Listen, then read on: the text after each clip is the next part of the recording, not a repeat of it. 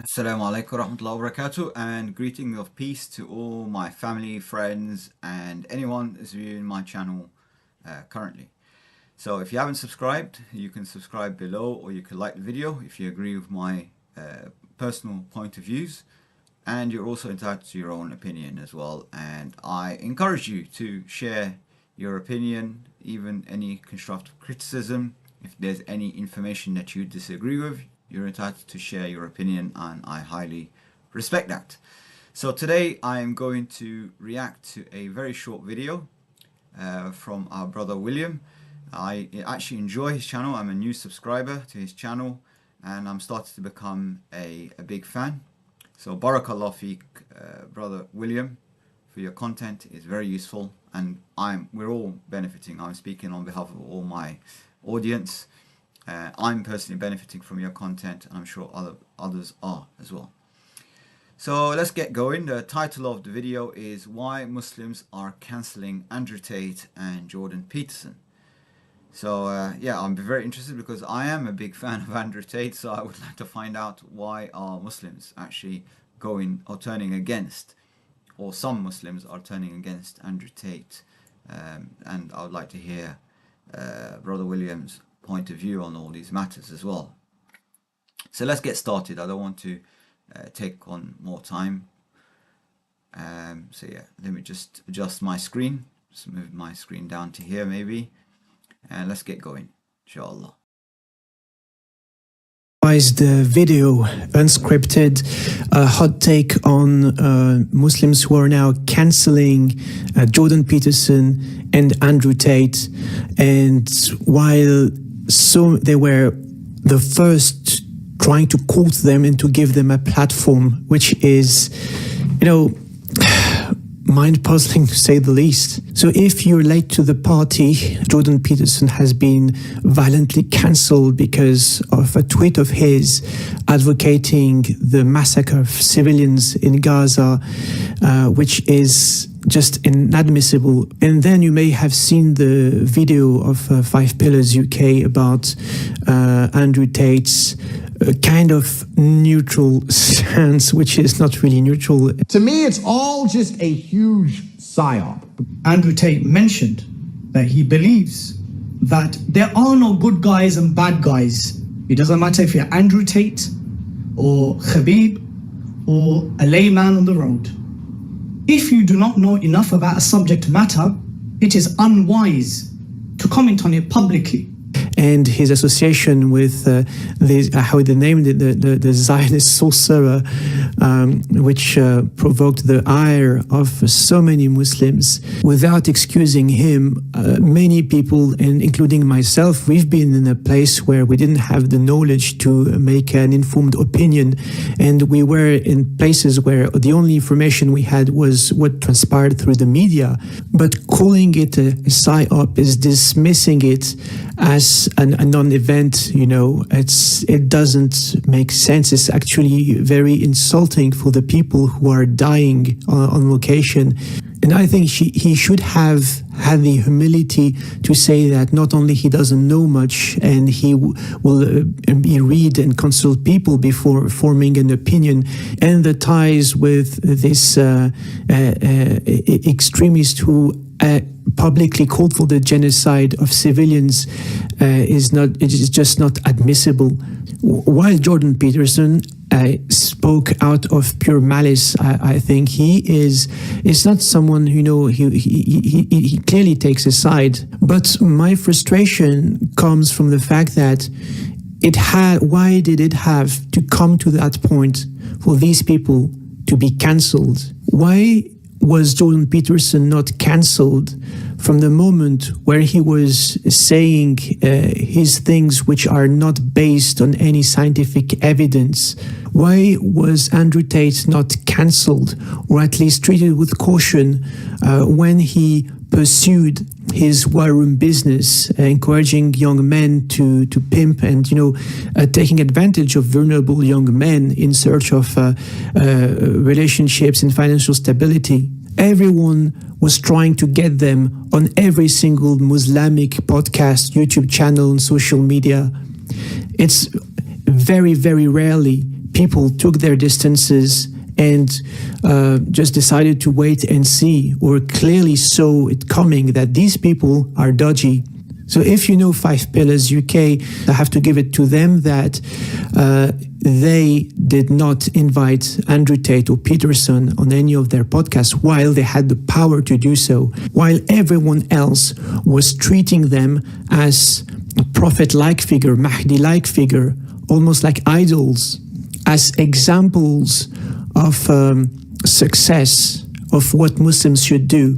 So I understand that when it comes to Muslims in Europe and North America, again, sorry for the generalization, but a lot of Muslims come from a background for which for generations, they have been deprived from financial stability, from media visibility, from political representation. And when we see these kind of figures talking with Muslims, engaging on topics around Islam or embracing Islam, people consider them as symbolic bridges between Islam and the West, between Muslims and the West. So people subconsciously see them as providential saviors, that these are going to be the ambassadors for Islam and Muslims. They're going to make our situation better. We're going to listen to what they're saying so we can have the financial stability we never had, the media visibility we never had, or the political representation. And also because our society equates success and happiness with money, power, and fame, and doesn't give people the time to stop and reflect. Look, what these people are doing, this is not success. These guys do not sell us any kind of liberation or freedom. They're just swapping our iron chains with gold-plated ones. They have been selling enslavement to money and power and fame and all these worldly concepts. Of course, yeah, I actually agree with a lot of the points that Brother William is saying here. Barakallah feek, first of all.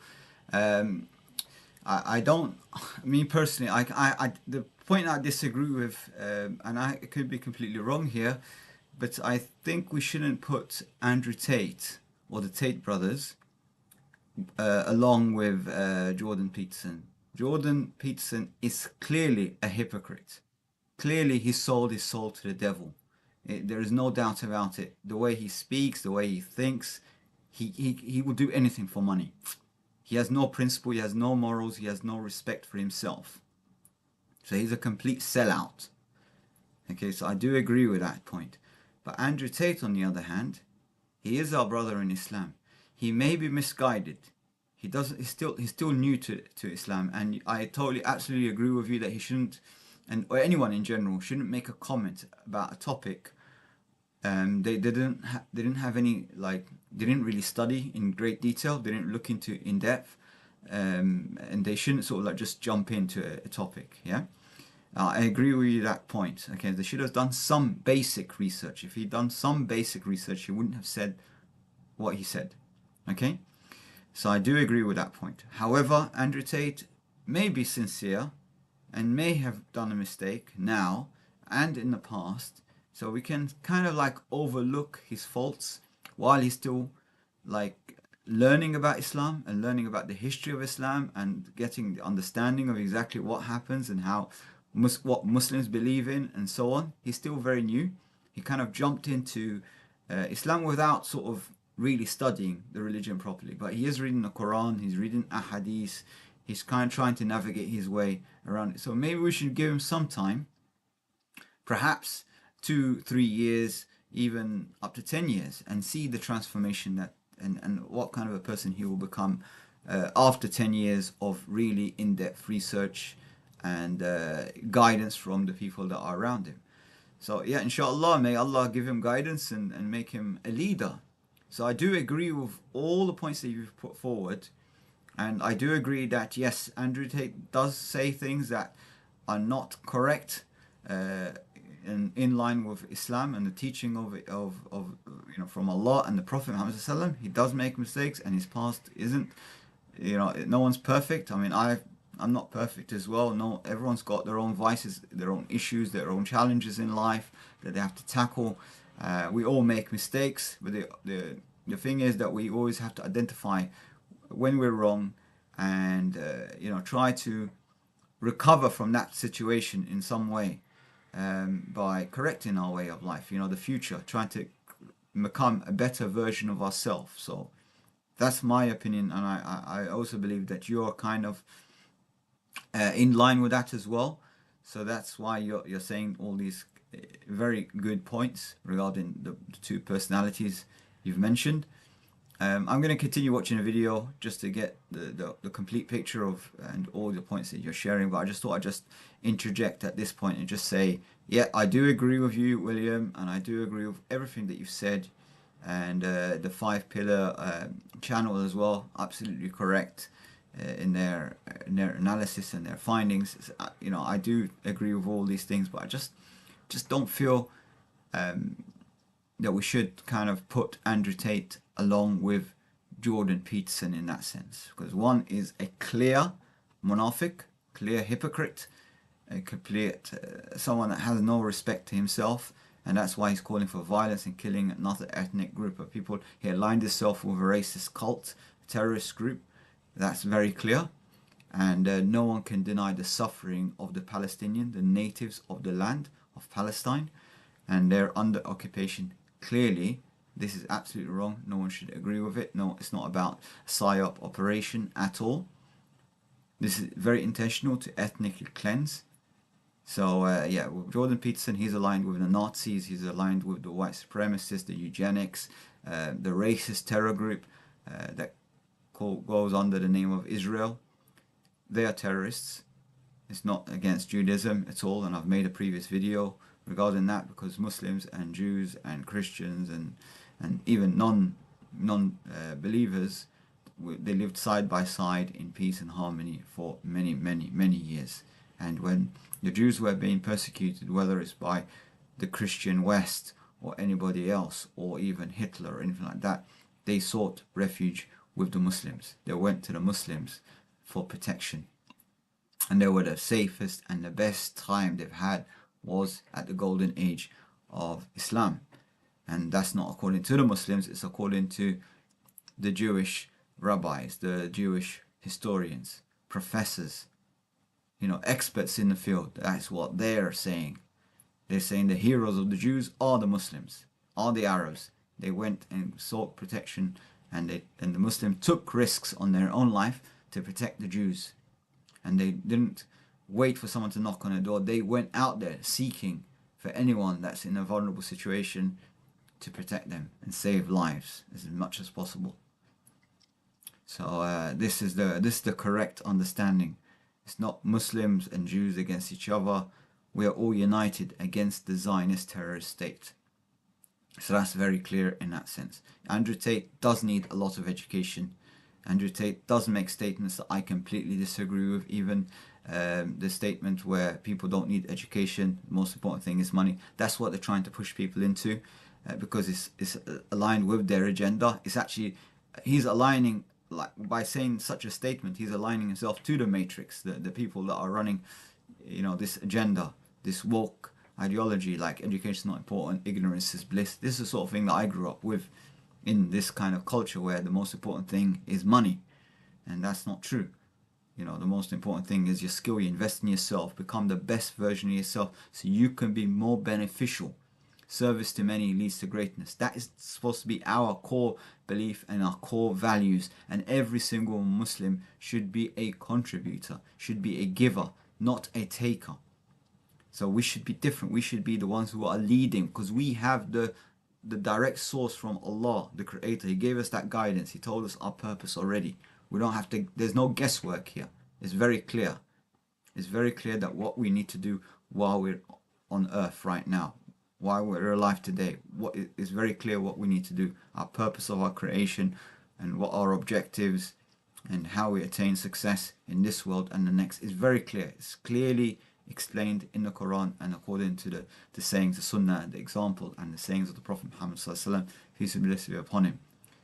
But unfortunately, the vast majority of us are completely ignorant of our faith. We don't actually understand, and most people actually the non-reverts, people that were born within a Muslim family, the vast majority of them don't know Islam. They're actually in a worse situation regarding knowledge of the deen than the people that are reverts, because revert Muslims, or someone that was born from a non-Muslim family, they tend to do a lot of research beforehand, before they move into become and accepting Islam. But the people that were born from a Muslim family, they take it as for granted. They just assume that, because we're all born Muslims in reality, but they assume that that's it. They've got like a ticket to heaven, but that's not the case. That's not the case. And I know cases where there were very religious families, and they had a son, and once he became a mature adult, he decided to leave Islam because he didn't really understand the religion.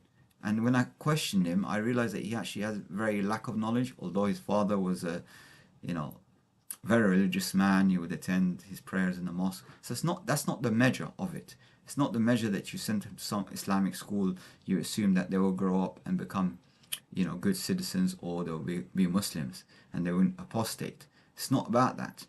So he didn't have any knowledge. He might have memorized a few verses from the Quran, but he doesn't even understand what those verses mean, or the stories, or the backstory, and how they came about. And I realized he had really no education, although he was in like from an Islamic culture.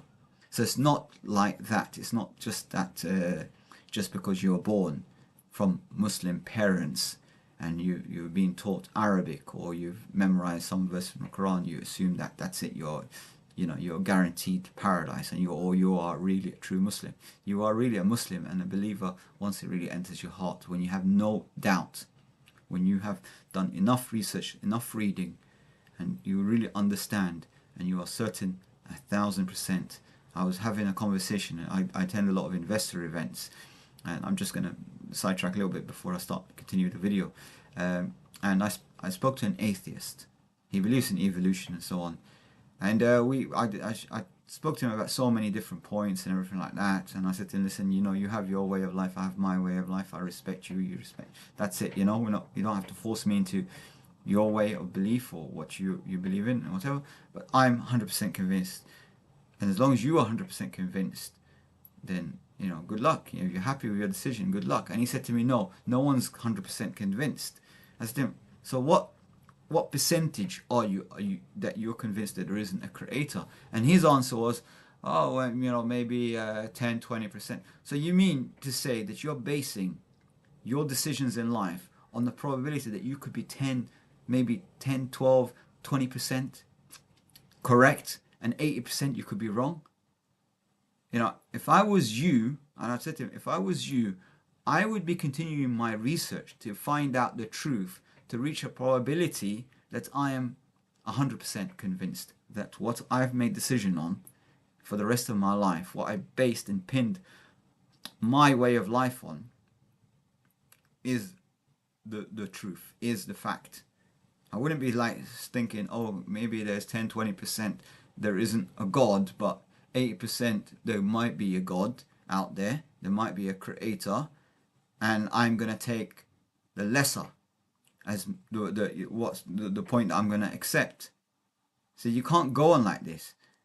And then he said to me, well, the maximum people are, maybe they're 90% convinced, no one's 100% convinced. I said, well, I am convinced 100 billion% of my decision, because I investigated Islam. Although I was born in a Muslim family, they were very secular, but they also, I was still born as a Muslim family, but I investigated. Once I researched, once I reached an age, like a teenage, I was about teenage age, I was about like 12 or 13 years old, and I started looking into all religion with an open mind, listening to everyone, looking into the Torah, looking into the Old Testament and the New Testament, reading different versions of the Bible, looking at differences between the Protestant King James Bible and the Catholic Bible, the number of books, and what's the additional books, what do they contain, what do Catholics believe in, what do Protestants believe in, what does Church of England, Anglican, Evangelical Christians. I started looking at Mormons, I looked into Freemasonry, looked into Kabbalah, obviously the Zohar, they have a book called the Zohar,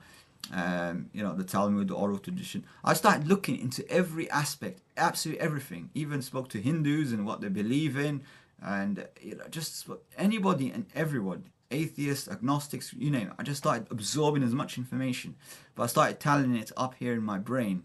Does it make sense? Does it fit here, and does it fit here in your heart?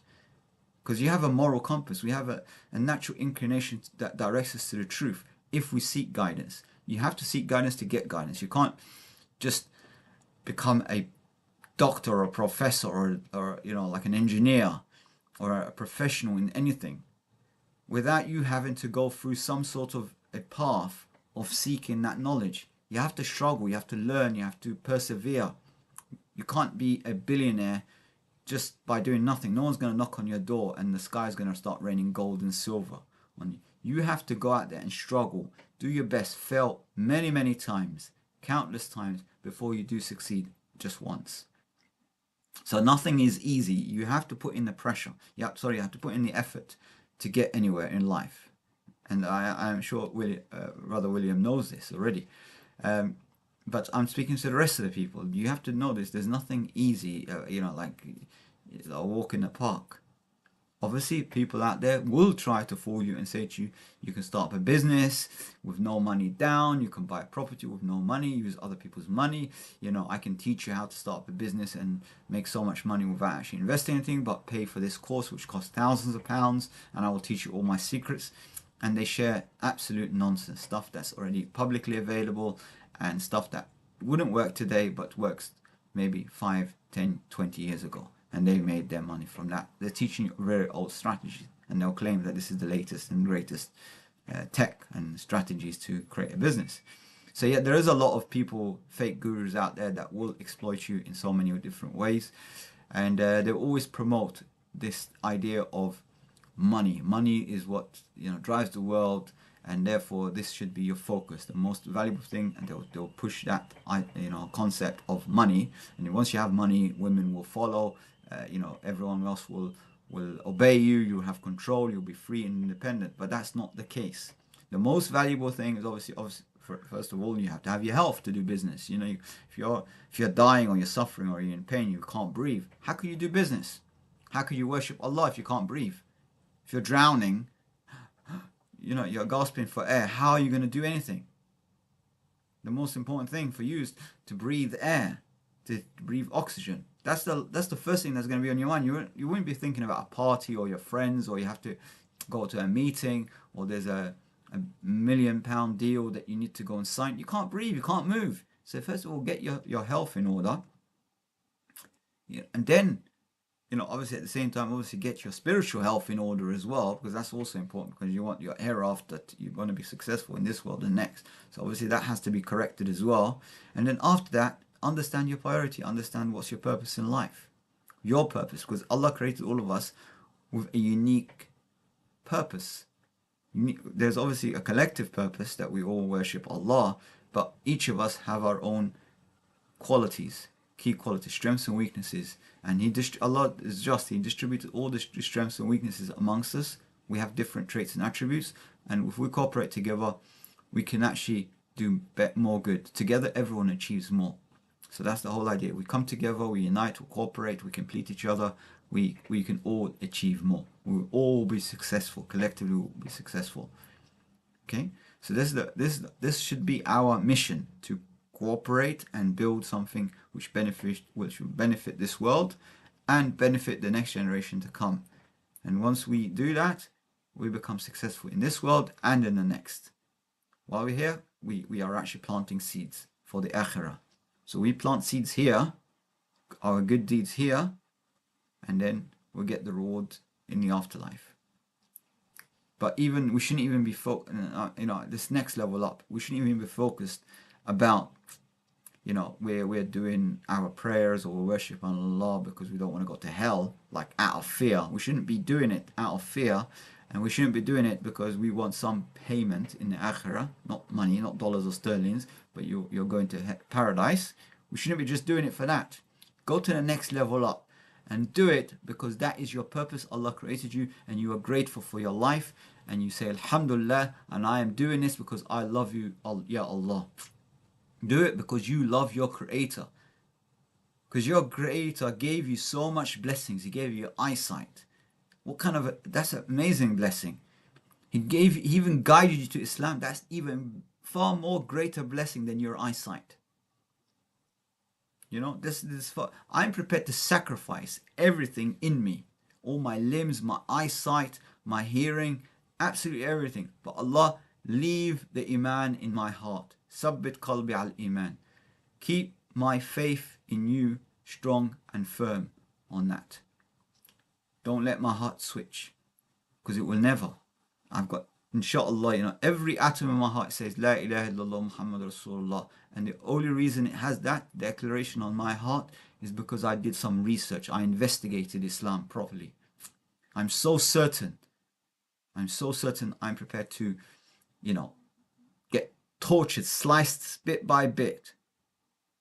You know, and if there's a way that I will be killed billion, zillion times, infinite times, I'm prepared to go through that, take that gamble and say this is the truth. Because Islam was, from the beginning of creation, it's always been that. Submission to the will of God. That is the meaning of Islam. Peace and total submission to the will of God.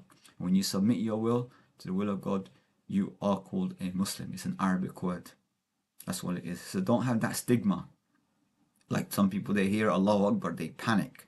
Allahu Akbar means the one true God. Allah is the greatest. He's greater. He's greater than all His creation, which makes sense. If you create something, you are greater than your creation. So Allah created everything and He has power over everything. He knows everything. He knows what I'm going to say before I even say it. That is the power of Allah. And if you don't know anything about Islam, just read the Quran, investigate for yourself. Don't take my word for it. Go do your own research. You need to go through your own journey seeking knowledge. Find out the truth for yourself, which irrespective, any type of knowledge, but just do that for yourself. That is the message that I want to share. Anyway, I don't want to go on because I want to give Brother William to continue. There's about another 5 or 6 minutes left on his video. So let's just hear from wisdom of William here. Inshallah. Let's get going. Some of the things they are saying is true, and this is, you know, a very known technique. If you want to appeal to crowds, sell them some, you know, quick fix remedies. It is just sell them some platitudes, some generalities, where you just sprinkle a little bit of truth, just enough for people to believe, and then just, you know, people are going to buy it, even if 99% of what we're saying is crap and not based on any scientific evidence. We need to cultivate critical thinking skills. When someone says A, B, or C, we should be able to understand why are they saying A, B, and C.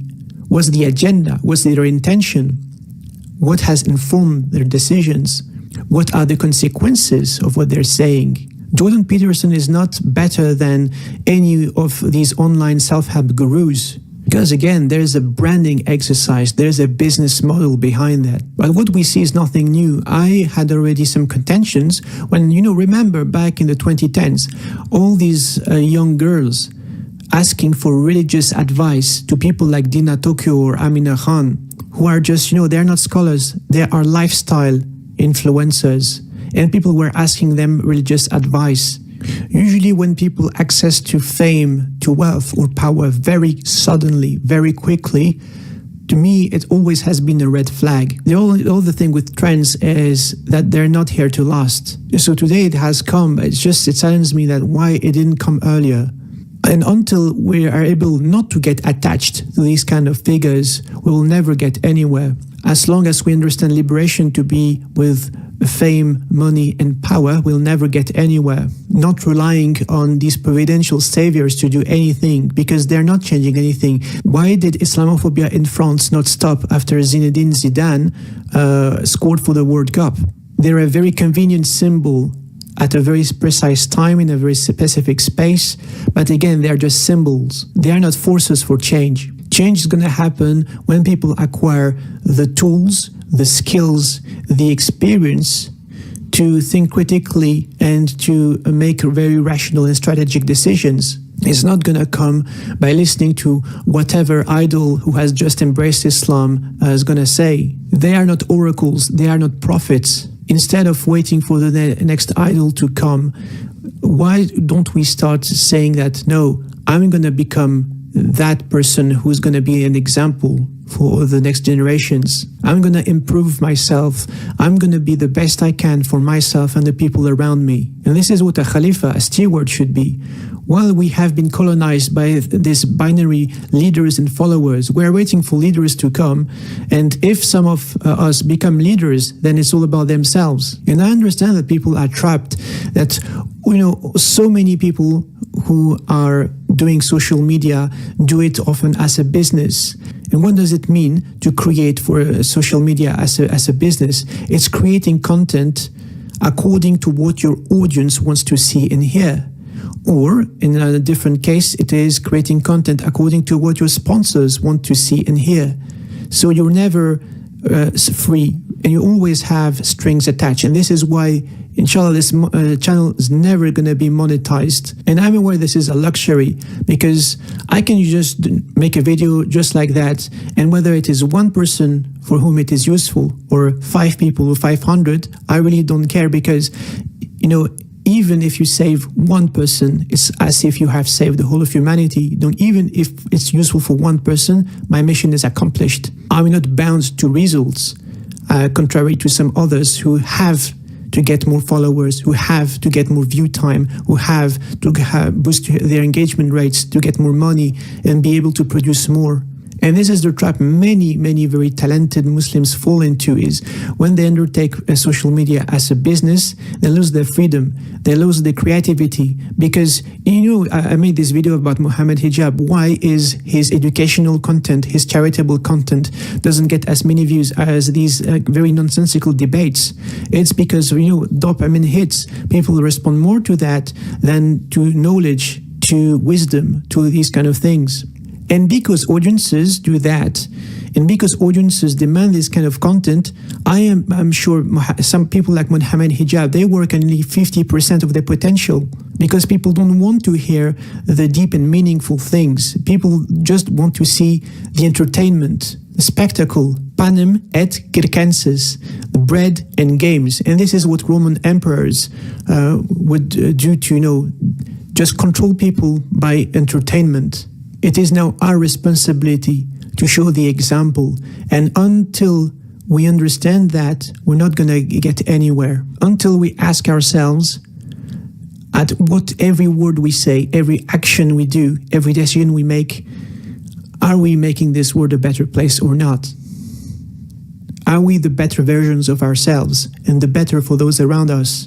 Until we are able to set boundaries, even if one person is the richest on earth, or the most famous on earth, or the most powerful on earth, if that person is not making this world a better place, if this person has very skewed techniques and behaviors and a skewed mindset, we should be able to say, no, I don't want anything to do and to learn from that person. Because there's always going to be the next Andrew Tate, the next Jordan Peterson, the next Pearl Daisy, the next Dina Tokyo, and so on. But until we get critical thinking skills, they are still going to have power over us. Well, the only power we should have over us is the power of God. These people are not going to help us pay our bills. They are in business for their own pockets. So until we adopt this Khilafah mentality, this stewardship mentality, we're not going to go anywhere. And this is, I think, the key message I want to share. So, hello, and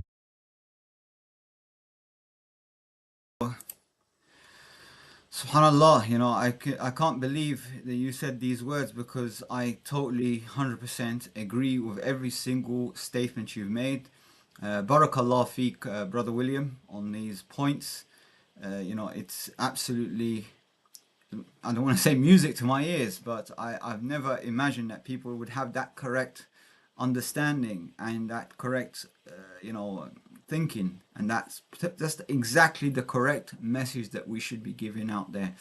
service to many leads to greatness. I've said this so many times.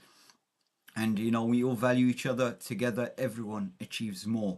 That is supposed to be our focus of what we are contributing. We should be focused on helping other people, forgetting about our problems and thinking about other people's problems and how we can take people that are less fortunate than us up.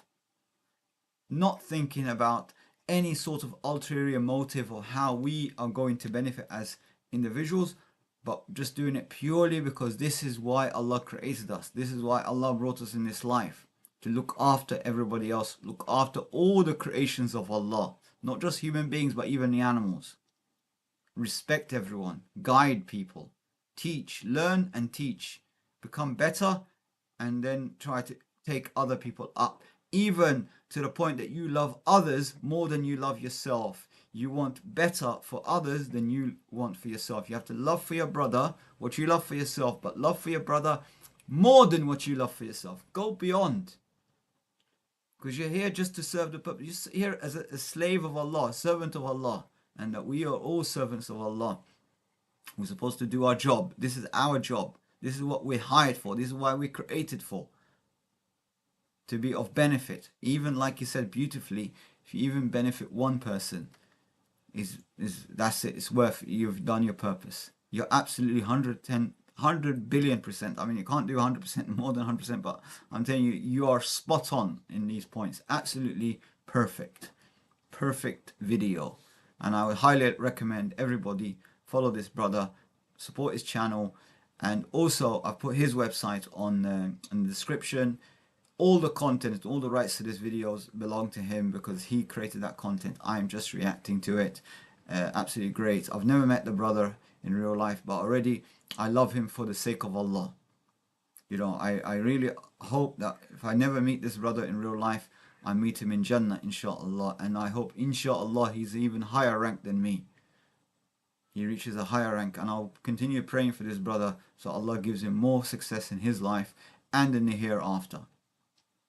That's this love that we're supposed to have as Muslims. We're supposed to love others, you know, for the sake of Allah. This is the, mashallah. Barakallah feek, brother William. This is perfect. And I totally agree with every point you've made. But I just, like I said before, I think we should excuse Andrew Tate a little bit, because he's kind of like unlearning bad ideas and bad ideologies, and he's kind of trying to learn about Islam. It's going to take him a while to transform himself. You know, it takes everyone time to, different people. Some people can change within minutes, hours, days, months, you know, even years, and then something triggers them, and then they switch, and now they want to become, you know, on the correct path, and they want to really go in more depth in knowledge and stuff. But we should just give him time, try to support him in some way. Jordan Peterson, absolute loser. Yeah, so we just totally forget about Jordan Peterson. He's a waste of space, hypocrite. I made that decision after I seen him in a couple of interviews, and on the one that Muhammad Hijab that you mentioned did with him, and he was saying, what you know, what do you mean by this? What do you mean by that? What's this and what's that? And he started like playing around with words. So yeah, I found it very dodgy. I said, this guy's not sincere. He's not sincere. He's not genuine. He's just going for publicity. Now, regarding the monetization, okay, I did have monetization on my channel a long time ago when I started with YouTube, even before they introduced the partner program, and I was one of the first people that were like at the start of the testing, the whole thing, and I was making money, although my videos were totally, absolutely, you know, rubbish and very poor quality. And yeah, even embarrassed for me to even look back at my old videos, and some of the videos, just to let you know, got deleted as well, you know, through some policy from YouTube, and they decided to just get rid of a lot of the videos that I did in the past, way back from 2007, even 2008, 2007 kind of period. They've deleted a lot of the videos. But however, since this thing back in 2020 happened, without going into the detail, they took me off the monetization again, And yeah, I wasn't even allowed to even upload videos or do any live streams or do anything at all. And a lot of that content that I had put up back in 2020 and 21 and all that stuff got also deleted. So I did make a decision recently about earlier this year. I said, well, let me just give YouTube another kickstart. Let's just get going again, create more content. And my initial intention was to create something along the line of technology, because my background is actually a financial software engineer. I have an IT consultancy business, and I do other businesses as well. I've now joined also into as a board member in a logistics company as well, and I'm getting involved in property, I'm getting involved in different things, and I was an investor in natural resources. I do a lot of things, and I said, well, you know, I need to do something not for myself, not as a business, but rather to give something back, create some sort of a perpetual charity. So what I decided to do is build this channel up, inshallah, which I'm creating, and I encourage other people to do the same. And any revenue that's generated, of course through halal means, from halal advertisers and so on, to give it for a particular cause. And I looked at lots of different causes, and I felt the people that are less fortunate than everybody else are people like refugees, people from war-torn countries. They don't get any support from Western countries, unless of course you're Ukrainian, East European. You get a hug and you know, and all the supports. You know, your money will drain on you if you're East European. But if you're anything else, if you're African, then you're out of luck. If you're an Arab, if you're a Muslim, they discriminate against you outright. They throw you back in the sea like the Greek did to refugees. In fact, they took black Somalis, and they just took them, interrogated them, took them on a boat and just flung them overboard. And many of them actually died. You know, it's very hard to believe that you know, a government would do such an act. But it happens, and you don't get surprised. You look at what Israel does to Palestinians and stuff. So they got that prejudice, they got racist mentality, and we know in Islam clearly there is no such thing as racism. We're all equal, irrespective of our race. We're all brothers and sisters. We all originated from the same father, Adam, and we're all creations of Allah. So there shouldn't be any discrimination. We're all equal in the sight of God. What makes us superior in any way is our good deeds, our actions. If someone's persevering to do good is more beneficial to others, Allah raises them. The more humble you become, the more Allah raises you in the sight of people as well as in the akhirah as well. He rewards you for the akhirah. Unfortunately, we need to change the psychology of Muslims in particular, because a lot of them, especially in the Middle East, Arabs, Pakistanis, Indians, whatever, not the Western Muslims so much, because like I mentioned that they tend to have done a lot of research before going back into Islam, reverting to Islam. From that backward culture that exists in these third world countries, Middle East countries and so on, they are brought up to just only have this selfish mentality. They think just about themselves. This is very un-Islamic, and they think the only thing that makes them successful and more valuable is how much resources they have, and they obtain these resources by any means necessary. So they would, you know, steal, rob, cheat, deceive people, get involved in haram activities. They do whatever it takes to make money. They don't care about what's halal and haram. They may be praying in a mosque, they might be memorize the Quran, but their actions, their character is very un-Islamic. And that's because of their upbringing. The old generation, they brought the next generation, they taught them this is the thing that's going to make you successful in life, and which is completely wrong. They should implant the seeds of Islam and the teaching of Islam, and how people should understand that risk provision is from Allah. Allah is the provider. And I've told this so many times to so many Muslims, and they say, yes, well, I agree with that, and I agree with what Allah says, but you know, I have to still borrow money from the bank. I can't survive. Who told you? And when I look at their life and their expenses, because I'm a businessman, I understand these things, and I look at this culture, they got a poor man mentality or a poor woman mentality. They got the slave mindset. they can never be successful. I don't want to make that judgment on them, but they will never be successful, and I know that because of the way of thinking that they have. They think the only way they can get ahead is they have to break the rules, not break the legal rules or the any other thing, but break the rules that Allah's set on us. For example, like the riba, haram to sell alcohol, all that stuff. So brothers that go in the mosque and support the mosque financially, they will own a restaurant and they'll be selling alcohol and they'll sell other meals, whatever. And when I speak to them, I say, brother, you know it's haram. He said, yes, I know it's haram, but I won't get customers unless I sell alcohol. And then other brothers, they're renting a house, everything's fine, they're getting a good income, but they're always looking at the Jones. They're looking at their friends, and they see they've got a bigger house and they've got a big garden.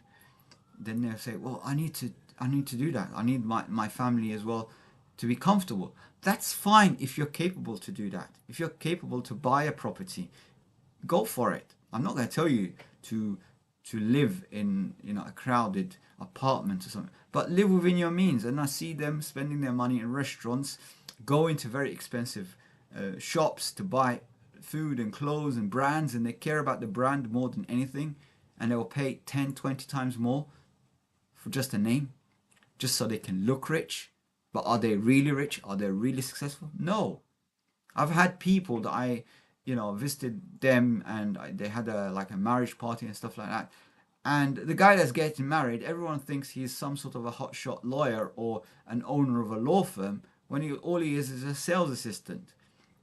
And I had lots of people as well thinking some guy that works in McDonald's or Burger King or Kentucky Fried Chicken or in a supermarket pushing a trolley, as he's an owner of a supermarket or something like that, or he's an entrepreneur, because of the image that he has, because of the watch he's wearing. But all that is from loans. All that is from borrowing money from the bank. Why does he have to get into debt for luxuries? Why can't he just invest in himself, invest in education, become actually successful in life? Not for other people's opinion of them on him, but rather so he can become more beneficial to others and help others and teach others his journey.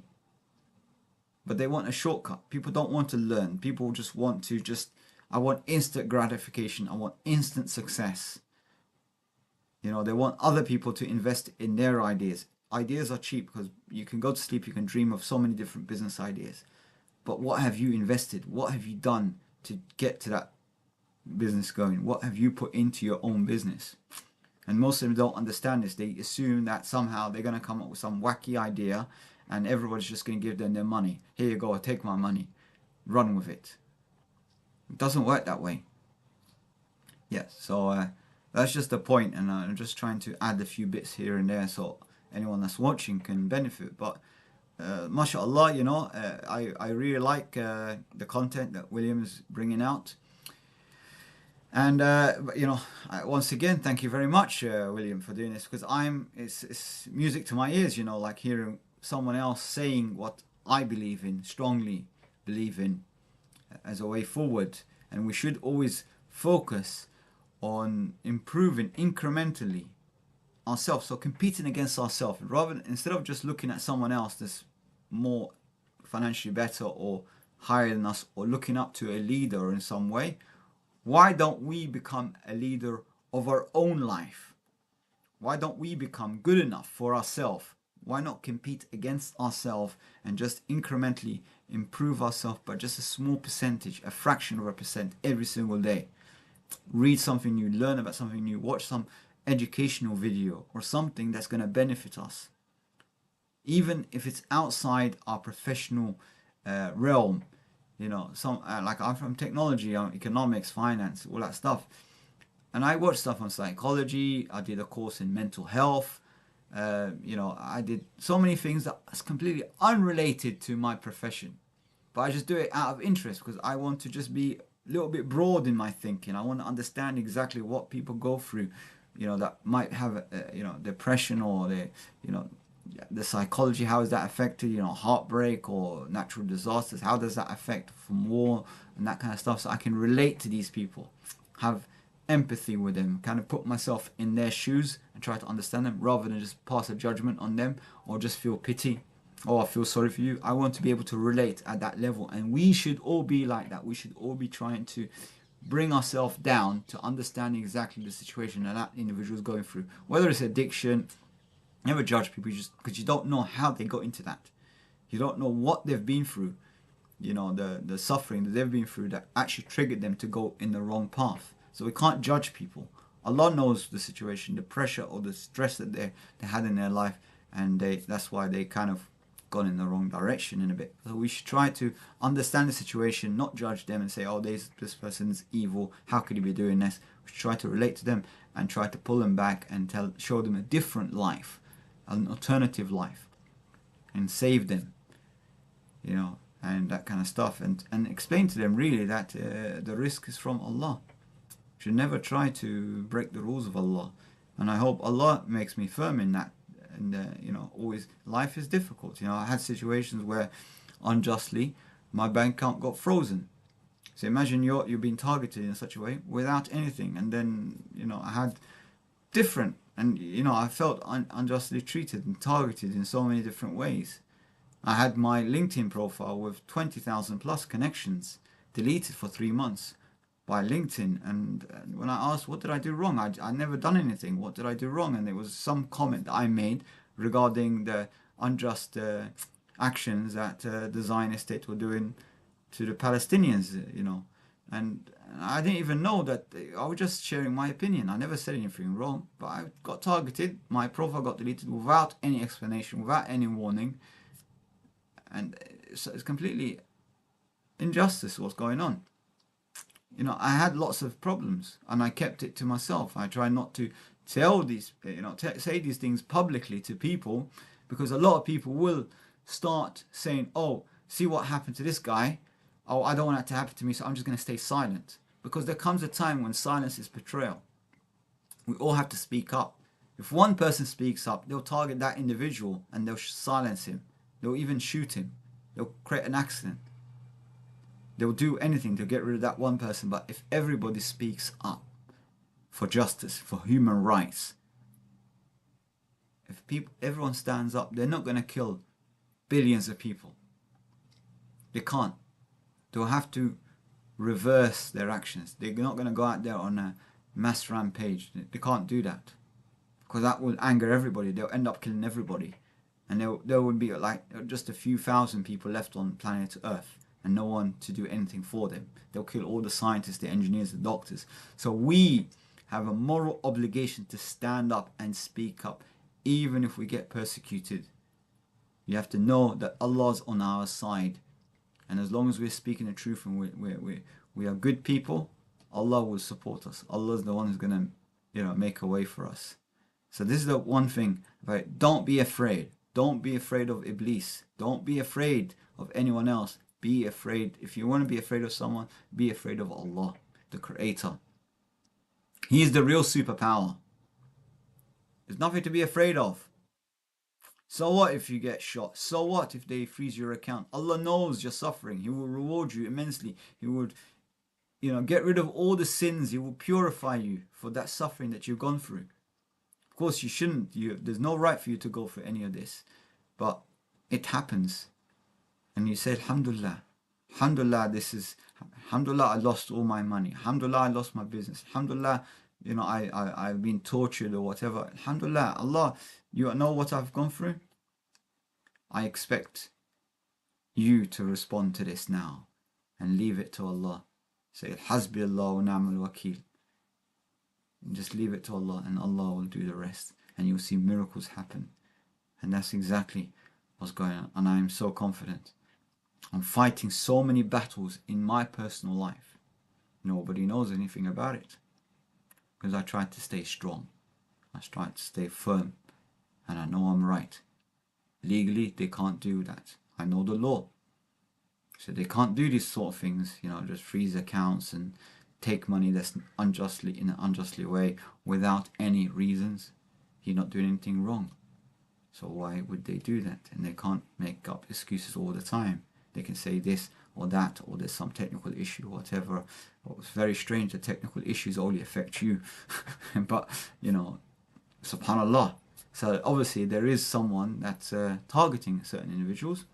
And yeah, it's very unfair. But then eventually, if we're in a law-abiding country and they have a legal system and regulators and all that stuff, eventually you get justice served, and they're the ones who are going to be the loser.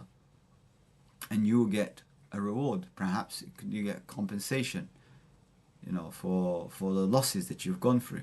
And I expect the same to happen for the Palestinians that have been persecuted and punished collectively for the past 75, almost 100 years. And even prior to that, there were terrorist attacks against the native people, the Palestinians. And even before that, there were the Crusaders that did massacres. They made rivers of blood of the Muslims and the Jewish population in Jerusalem. And even before that, there were more crimes.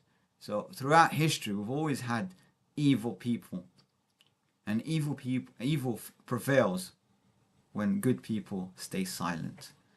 So if you're good, speak up, do something. If you can't take physical action, at least verbally speak up against oppression. Verbally speak up against injustice. And today, what was happening today in Gaza and Palestine, we're all Palestinians. We're all Gazans. Today, we are all Muslims. We are all Palestinians. Because these are our brothers and sisters. These are our family. Not the Zionists. The Zionists are sellouts. They're going to hellfire. Every single one of them that passed, they're all going to be roasting like pigs in hellfire. Believe you me. And all the martyrs of the Palestinians and those who are resisting, they're in paradise. They are the true martyrs.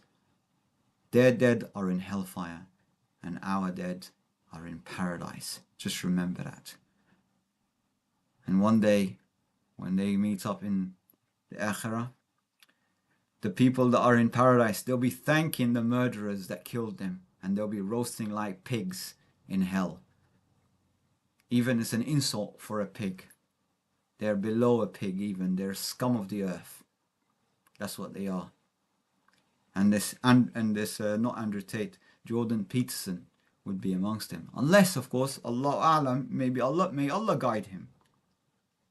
The best thing that can happen to him is he gets guided to Islam. He wakes up one day and realizes that he was on the wrong side. He can't live the rest of his life as a hypocrite, a munafiq, a sellout, scumbag. He can't live like that anymore, and he may change. May Allah guide him. Who knows? Maybe just before he passes away from old age or something, he might reflect back on his life and realize that he was a sellout. He sold his soul to the devil, and wake up and get guided. Inshallah. Who knows? But yeah, that's all I have to say for today, for this video. I tend to go on a little bit. I enjoy sharing some of my opinion, and I'm not afraid of anyone. So if anyone wants to harm me, go ahead. You know where I am. My contact details are below. Just come for me. But if you're a man, let's fight. Hand to hand. Don't hide behind the screen. Don't hide. I will use weapons. Fight me like a man. I'll take anyone on. I'm not afraid of anything because I know Allah's on my side. And this thing happened in the past when I was in a street dawah. A man that was a massive bodybuilder, he came rushing at me. I did not even move. I did not even move from my place. And he came running and running and running. When he came close to me, I just pointed up to the sky and I smiled at him and said to him, Allahu Akbar. And the guy fell immediately. He collapsed right in front of me, right in front of my feet. Because that's the power of Allah. Because in my heart, I knew no matter how big this guy is, how strong he is, twice my size, I wasn't afraid. Because I knew that I was on the right. And Allah showed me that sign right in front of my eyes, in front of people. And 2 people immediately took the Shahada on that same day. Because they were shocked, they were surprised. They thought I can do magic. I had some superpower and I don't have anything. I'm just a normal human being. But Allah's on my side. He's protecting me.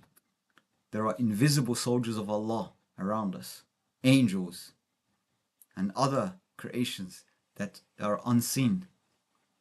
Allah can do anything. He controls, He can stop the heart. He can do absolutely anything because He has full control of everything. So I'm not afraid. So if you want to challenge me, go ahead. Be a man and show me your face. Come and fight me, man to man. I'll take anyone on. I'm not scared. And if I get harmed, that's what's written for me. I'll die as a Muslim, inshallah. And I'm not afraid. Not afraid of death.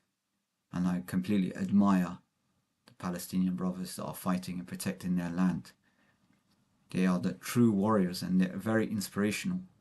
When I look at them and I hear them speaking, I say, MashaAllah, these are the real men. And even the women, the Palestinian women, when they speak, I say, SubhanAllah, if we have women like that, the whole world will be afraid. But unfortunately, vast majority of us, they're too afraid. They're too worried about their income. They're too worried about their lifestyle. They're only selfish. They're thinking about themselves. They prefer to live like cowards than to be brave. And I was actually told this by someone close to me. I was told, if you want to be brave, look at all the brave people. They're all dead. Malcolm X, so-and-so, so-and-so. All these people that speak up and speak their opinion, speak their mind, speak the truth. And they stand up for justice. What happens to them at the end? They get murdered. They're dead. So live like a coward so you can live. But I said, no, I can't accept that. I don't want to live like a coward and die of old age. Kind of a sellout. I didn't want to say that. I didn't want to offend that person that was telling me that. But I thought, what kind of a mentality is that? That's not Islam. This isn't what the Prophet Muhammad told us. This is not what Allah told us in the Quran. Don't be afraid of them. Be afraid of me. Be afraid of Allah. Don't be afraid of the devil. Don't be afraid of the shayateen. Allah has control of everything. It's a test on all of us. What's going on in the world today is a test for everybody. We don't have to be in Gaza to be under the test. We're all being tested and we all have a role to play. Some of us, we have to speak. Some of us have to educate others around us. Some of us have to protest. We all have a purpose. We all have a role to play. And it's not an excuse today to be silent and to take no action, because that's betrayal. And Allah's going to judge you for that. He's going to judge you on what we're going through right now. And He's going to judge the people in authority that are keeping the borders closed, that are preventing aid from going in. Allah's going to judge them on that. They failed the test. Every single person that's dying from malnutrition, because they're not getting the medical support they need, the water, food, all that stuff. People that are dying, their life and that sin is on the leaders, the so-called leaders of these Muslim countries. Forget, I'm not talking about America and the UK and whatever. They're excused. They already accepted the Iblis. They already said, made it very clear they're on the side of shaitan. They're in the side of the terrorists. They're part of the criminals. They're the thugs. They're not there for human rights. They don't respect other human beings. They are wanting to eradicate and reduce the world population. They've made it clear. They made the statement clear. But those who profess to be Muslims and their leaders, they're going to get a serious punishment. Believe you me. Because that's the very definition of a hypocrite. It's not about, having a name, Ahmad, Muhammad or whatever. It's not about the name. You don't have to have a Muslim name. You can be called anything. Every name is halal. There is no haram name unless it's an insult. It's a bad word. So everything is halal. It's nothing to do with the name. So you might be called, a Muslim name. You might have a Muslim name, but your behavior and your actions are un-Islamic. That's not going to guarantee you heaven. Especially when other people are getting harmed in the process. All your worship, everything else just goes out the window. It's nullified. Anyway, thank you for listening. I don't want to go on too long, but I hope someone or anyone that benefits from this, leave comments in the comments below, not in the chat box because I'm not actually monitoring the chat at the moment. And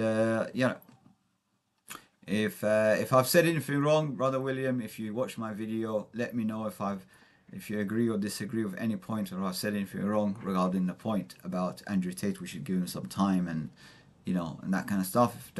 If you don't agree with that, that's fine. And I can say that I am pretty much in agreement and in line with everything that you said, and all your belief, all that stuff. The Aqidah is very good, and I'm not an Islamic scholar or anything. I'm just a normal Muslim, and I'm trying to also rectify my life and become even better, inshallah. And may Allah guide us both and make us better, beneficial servants of Allah, inshallah. Wassalamu alaikum wa rahmatullahi wa barakatuh. Bye bye for now. Take care.